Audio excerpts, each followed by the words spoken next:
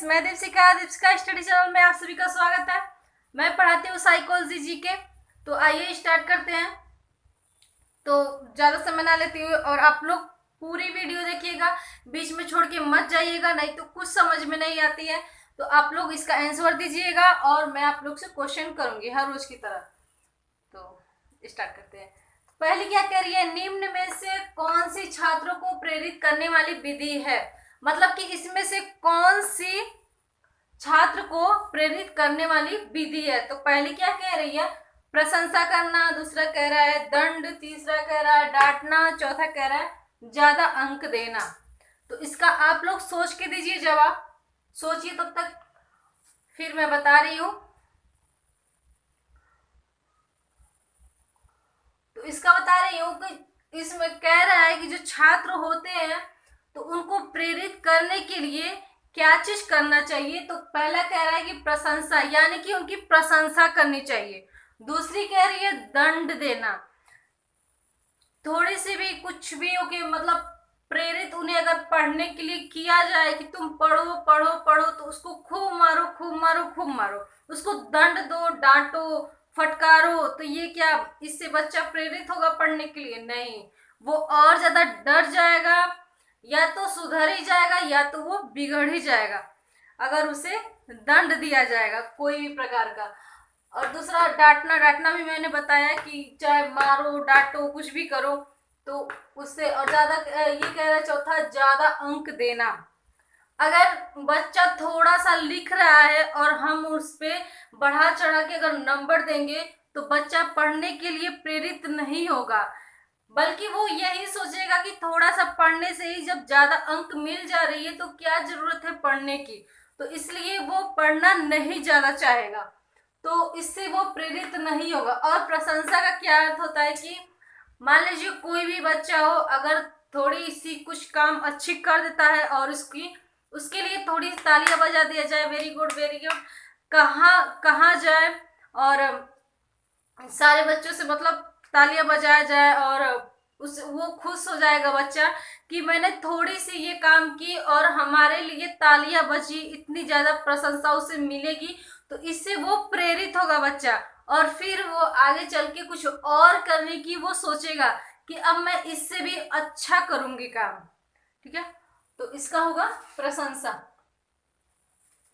हमारे ख्याल से आप लोग को समझ में आई होगी पहली वाली। तो आइए दूसरा देखते हैं। शिक्षा शब्द समानार्थी है। शिक्षा शब्द समानार्थी है।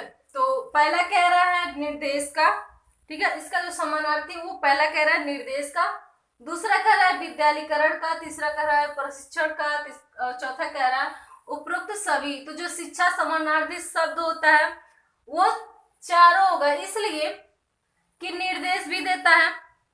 ये तो मैंने कुछ सेकेंड का आप लोग को टाइम ही नहीं दी, पहले ही बता दी। तो आइए समझाते हैं ऐसे ही।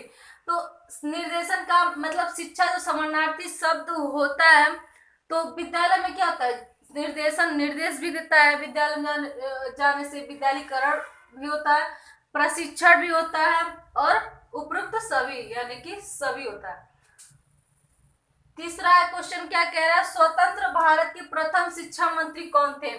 स्वतंत्र भारत के प्रथम शिक्षा मंत्री कौन थे। तो ये आप लोग सोचिए थोड़ा, कि आप लोग के लिए छोड़ दो। ठीक है, आप लोग इसका जवाब दीजिएगा कि क्या होगा इसमें से। ठीक है, मैं इंतजार करूंगी आप लोग का। चलिए चौथा बताते हैं, चौथा देखते हैं। शिक्षा कक्षा में छात्रों की संख्या कम क्यों होनी चाहिए। कक्षा में छात्रों की संख्या कम क्यों होनी चाहिए।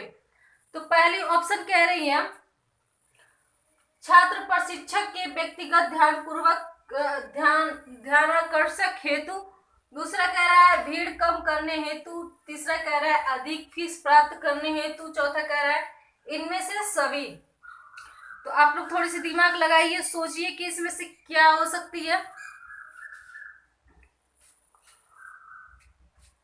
तो आइए बताते हैं। तो चौथा क्या कह रहा है, कक्षा में छात्रों की संख्या कम क्यों होनी चाहिए, यानी कि कक्षा में छात्र की संख्या क्यों कम होनी चाहिए। तो इसकी वजह क्या है कि छात्र पर शिक्षक के व्यक्तिगत ध्यानाकर्षक हेतु, दूसरी कह रहे हैं भीड़ कम करने हेतु, यानी कि अगर छात्र की संख्या कम हो जाएगी तो भीड़ कम हो जाएगी उसमें छात्र की, ठीक है, इसके लिए मतलब भीड़ कम करने के लिए, कम बच्चे हों। तीसरा कह रहा है अधिक फीस प्राप्त करने हेतु, अधिक फीस प्राप्त करने हेतु यानी कि कम अगर छात्र रहेंगे तो अधिक फीस प्राप्त होगी। और चौथा कह रहा है इनमें से सभी, सभी कैसे होगा ना, भीड़ कम करने हेतु ये भी नहीं है, अधिक फीस प्राप्त करने हेतु इसके लिए तो होगा ही नहीं, एकदम लग रही है। देखिए अगर 4 ऑप्शन दिया है इसमें से, अगर इस ये भी दिया हो कि उपरोक्त सभी, इनमें से सभी दिया हो, और एक भी आप लोग को अगर पकड़ में आ रही है कि ये नहीं हो सकता है तो उसे तुरंत कट कर दीजिए, इनमें से सभी। तो फिर आप लोग ऑप्शन ढूंढिए, और आप ऑप्शन कैसे ढूंढा जाता है, सबसे पहले देखा जाता है कि कौन कौन सी इसमें से गलत दिख रही है, तो उसको आप लोग गलत का ट्रिक लगाइए, उसके बाद से सही जो भी आप लोग को लगेगा उस पर आप लोग तुरंत सही का निशान दीजिएगा। तो ये क्या है, छात्र पर शिक्षक के व्यक्तिगत ध्यानाकर्षक हेतु, यानी कि अगर कक्षा में छात्र कम संख्या में रहेंगे तो टीचर ज्यादा से ज्यादा उस पर ध्यान देंगे। अगर बहुत ज्यादा बच्चे होते हैं, एक ही क्लास में होते हैं, तो छात्र शिक्षक को भी थोड़ी परेशानी होती है पढ़ाने में, हर बच्चों को ध्यान नहीं दे पाते ठीक तरीके से, और कम अगर छात्र होते हैं तो उस पे एक एक बच्चा पे उनकी नजर जाती है, अच्छे से उन पे ध्यान पूर्वक वो पढ़ा लेते हैं। तो इसका होगा ये पहला होगा। पांचवा है प्रतिभाशाली बालक की क्या विशेषता होती है, यानी कि जो अच्छे पढ़ने में होते हैं, अच्छे हर चीज में होते हैं, जो प्रतिभाशाली बच्चा होता है उनकी क्या विशेषता होती है, मतलब कि किससे उनके अंदर की जो क्वालिटी होती है वो कैसे, उनकी क्या विशेषता होती है, कैसे मतलब पहचान पाते हैं। तो पहला है अध्ययन में रुचि, यानी कि वो अध्ययन में वो रुचि रखता है ज्यादा, उसकी विशेषता यही होती है प्रतिभाशाली बच्चे का। दूसरा कह रहा है सेवा भाव, यानी कि उसके अंदर सेवा भाव की ज्यादा रहती है भावना। तीसरी कहती है मानसिक प्रक्रिया की तीव्रता। चौथी करिए पर्यटन में रुचि, पर्यटन में रुचि। तो आप लोग थोड़ा सा सोचिए, दिमाग लगाइए कि इसमें से क्या हो सकती है।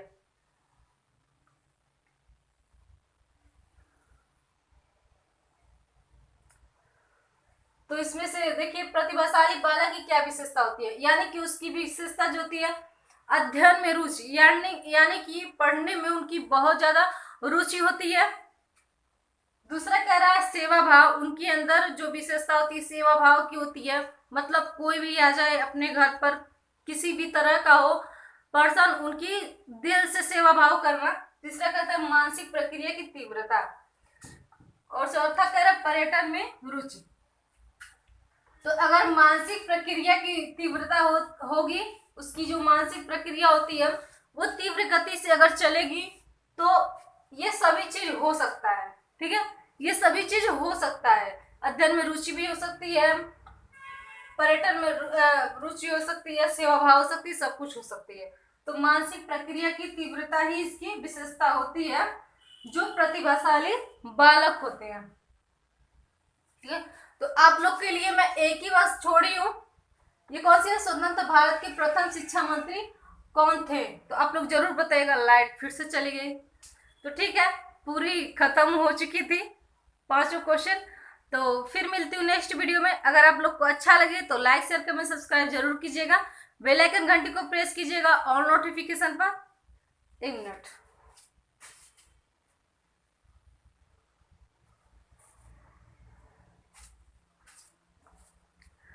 फिर मिलती हूँ नेक्स्ट वीडियो में। तब तक के लिए अपना ख्याल रखिएगा, और कमेंट बॉक्स में हम लोग कमेंट करके जरूर बताइएगा कि आज आप लोग की क्लास कैसी लगी। तो ठीक है, बाय बाय, टेक केयर।